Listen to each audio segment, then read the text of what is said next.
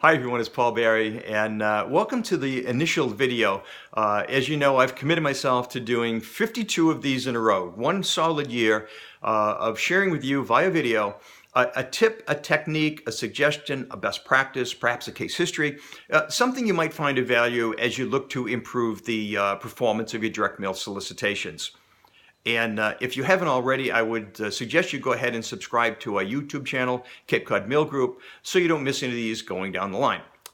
To kind of kick off the whole season, the whole series of these videos, I want to talk about planning.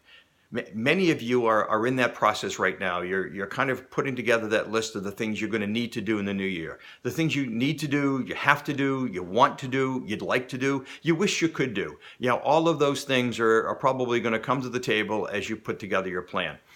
And invariably during that process, you know, my experience has been someone will raise their hand and say, you know what, that's a great idea, but we really don't have the staff, time, and budget to do that.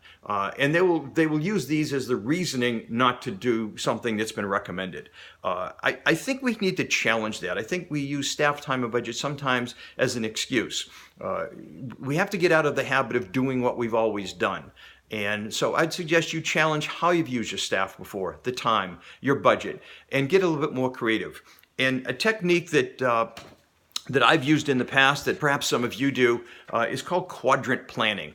And where you take that whole list of the things that you have to do, want to do, wish you could do, wouldn't it be really cool if we did do this, and put that whole list and subdivide it into these four quadrants, these squares, that would say we put a lot of effort into this, but we know it's going to really pay off with a high result. If we only put a little effort in it, we know it will really pay off. Versus the high effort, low result, and then the low effort, low result. So take that entire list and put them into one of those four squares and get yourself thinking a little differently. As a suggestion, I was kind of writing a couple of notes here, trying to think of things that might be worthy of those four. And I'm sure that you'll come up with your own. In fact, I would ask you to share some of your suggestions in the comments below of how you're using these things now.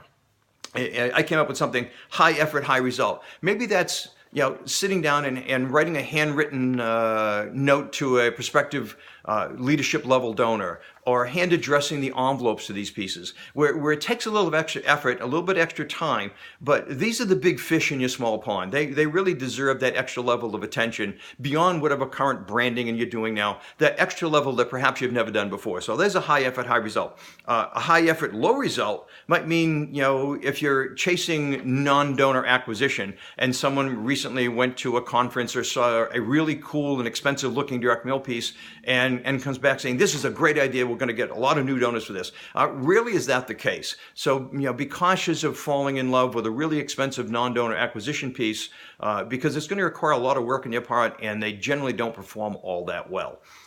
Another one, a low effort, high result. This is one of my favorites, by the way.